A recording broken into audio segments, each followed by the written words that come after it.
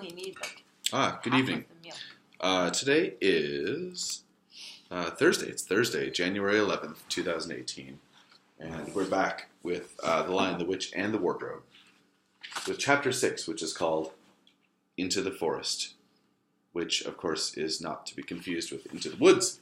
Back before dark. We have a guest star here today. You may hear her. Into the Forest is Chapter 6. And here's how it starts. I wish the Macready would hurry up and take all these people away, said Susan presently. I'm getting horribly cramped. And what a filthy smell of camphor, said Edmund. I expect the pockets of these coats are full of it, said Susan, to keep away moths. There's something sticking into my back, said Peter. And isn't it cold, said Susan. Now that you mention it, it is cold, said Peter. And hang it all, it's wet, too. What's the matter with this place? I'm sitting on something wet. It's getting wetter every minute. He struggled to his feet. Let's get out, said Edmund. They've gone. Oh, said Susan suddenly, and everyone asked her what was the matter. I'm sitting against a tree, said Susan. And look, it's getting light over there. By Jove, you're right, said Peter. And look there, and there, it's trees all round. And this wet stuff is snow. Why, I do believe we've got into Lucy's wood after all. And now there was no mistaking it, and all four children stood blinking in the daylight of a winter day. Behind them were coats hanging on pegs. In front of them were snow-covered trees. Peter turned at once to Lucy.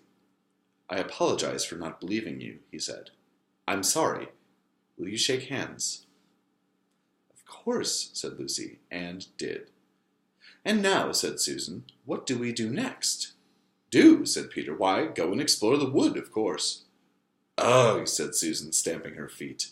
It's pretty cold. What about putting on some of these coats? They're not ours, said Peter doubtfully. I am sure nobody would mind, said Susan. It isn't as if we wanted to take them out of the house. We shan't even take them out of the wardrobe. I never thought of that, Sue, said Peter. Of course, now you put it that way, I see. No one could say you had bagged a coat as long as you leave it in the wardrobe where you found it. And I suppose this whole country is in the wardrobe. They immediately carried out Susan's very sensible plan. The coats were rather too big for them, so that they came down to their heels and looked more like royal robes than coats when they had put them on. But they all felt a good deal warmer, and each thought the others looked better in their new get-ups and more suitable to the landscape. We could pretend we are Arctic explorers, said Lucy. This is going to be exciting enough without pretending, said Peter, as he began leading the way forward into the forest. There were heavy, darkish clouds overhead, and it looked as if there might be some more snow before night. I say, began Edmund presently, oughtn't we to be bearing a bit more to the left? That is, if we are aiming for the lamp-post. He had forgotten for the moment that he must pretend never to have been in the wood before. The moment the words were out of his mouth, he realized that he had given himself away. Everyone stopped. Everyone stared at him. Peter whistled. So you really were here, he said. That time Lou said she'd met you in here, and you made out she was telling lies. There was a dead silence. Well, of all the poisonous little beasts, said Peter, and shrugged his shoulders and said no more. There seemed indeed no more to say, and presently the four resumed their journey. But Edmund was saying to himself, I'll pay you all out for this, you pack of stuck-up, self-satisfied prigs. Where are we going, anyway? Said Susan, chiefly for the sake of changing the subject. I think Lou ought to be the leader, said Peter. Goodness knows she deserves it. Where will you take us, Lou? What about going to see Mr. Tumnus? Said Lucy. He's the nice fawn I told you about. Everyone agreed to this, and off they went, walking briskly and stamping their feet. Lucy proved a good leader. At first she wondered whether she would be able to find the way, but she recognized an odd-looking tree on one place and a stump in another, and brought them on to where the ground became uneven, and into the little valley, and at last to the very door of Mr. Tumnus's cave. but there a terrible surprise awaited them. The door had been wrenched off its hinges and broken to bits. Inside, the cave was dark and cold and had the damp feel and smell of a place that had not been lived in for several days. Snow had drifted in from the doorway and was heaped on the floor, mixed with something black which turned out to be the charred sticks and ashes from the fire. Someone had apparently flung it about the room and then stamped it out. The crockery lay smashed on the floor, and the picture of the fawn's father had been slashed into shreds with a knife. "This is a pretty good washout," said Edmund. "Not much good coming here." "What is this?" said Peter, stooping down. Here is the illustration. The chaos at the entrance to the cave.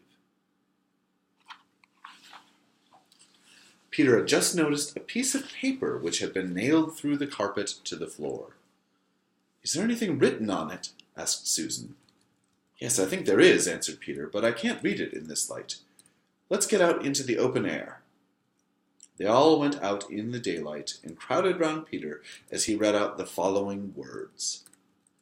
"The former occupant of these premises, the Fawn Tumnus, is under arrest and awaiting his trial on a charge of high treason against Her Imperial Majesty Jadis, Queen of Narnia, Chatelaine of Cair Paravel, Empress of the Lone Islands, etc., also of comforting her said Majesty's enemies, harboring spies, and fraternizing with humans. Signed Mogrim, Captain of the Secret Police. Long live the Queen." The children stared at each other. "I don't know that I'm going to like this place after all," said Susan. "Who is this Queen, Lou?" said Peter.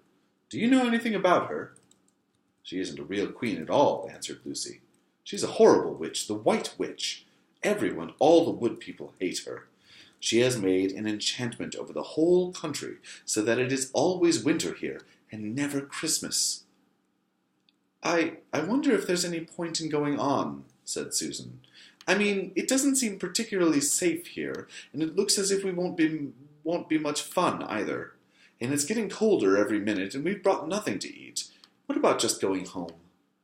"Oh, but we can't, said Lucy suddenly. "Don't you see?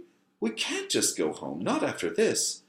It is all on my account that the poor fawn has got into this trouble. He hid me from the witch and showed me the way back. That's what it means by comforting the Queen's enemies and fraternizing with humans. We simply must try to rescue him." "A lot we could do," said Edmund, "when we haven't even got anything to eat." "Shut up, you," said Peter, who was still very angry with Edmund. "What do you think, Susan?" "I've a horrid feeling that Lou is right," said Susan. "I don't want to go a step further, and I wish we'd never come. But I think we must try to do something for Mr. whatever his name is, the fawn." "That's what I feel too," said Peter. "I'm worried about having no food with us. I'd vote for going back and getting something from the larder, only there doesn't seem to be any certainty of getting into this country again once you've got out of it. I think we'll have to go on." "So do I," said both the girls. "If only we knew where the poor chap was imprisoned," said Peter. They were all still wondering what to do next when Lucy said, "Look, there's a robin with such a red breast. It's the first bird I've seen here. I say, I wonder, can birds talk in Narnia? It almost looks as if it wanted to say something to us." Then she turned to the robin and said, "Please, can you tell us where Tumnus the fawn has been taken to?" As she said this, she took a step toward the bird. It at once flew away, but only as far as to the next tree. There it perched, and looked at them very hard, as if it understood all they had been saying. Almost without noticing that they had done so, the 4 children went a step or 2 nearer to it. At this, the robin flew away again to the next tree, and once more looked at them very hard. You couldn't have found a robin with a redder chest or a brighter eye. "Do you know," said Lucy, "I really believe he means us to follow him." "I've an idea he does," said Susan.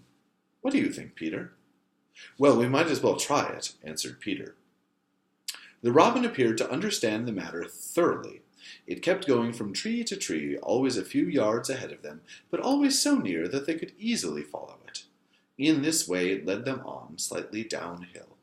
Wherever the robin alighted, a little shower of snow would fall off the branch. Presently the clouds parted overhead, and the winter sun came out, and the snow all around them grew dazzlingly bright. They had been traveling in this way for about half an hour with the two girls in front, when Edmund said to Peter, "If you're not still too high and mighty to talk to me, I've something to say which you'd better listen to." "What is it?" asked Peter. "Hush, not so loud," said Edmund. "There's no good frightening the girls. But have you realized what we're doing?" "What?" said Peter, lowering his voice to a whisper. "We're following a guide we know nothing about. How do we know which side that bird is on? Why shouldn't it be leading us into a trap?" "That's a nasty idea. Still, a robin, you know. They're good birds in all the stories I've ever read. I'm sure a robin wouldn't be on the wrong side." "If it comes to that, which is the right side? How do we know that the fawns are in the right and the queen, yes, I know we've been told she's a witch, is in the wrong? We don't really know anything about either. The fawn saved Lucy. He said he did, but how do we know? And there's another thing, too. Has anyone the least idea of the way home from here?" "Great Scott," said Peter, "I hadn't thought of that." "And no chance of dinner either," said Edmund. And with that, at the end of the chapter, here is the robin. And chapter 7 will be called A Day with the Beavers. So soon we'll get to that one. Good night.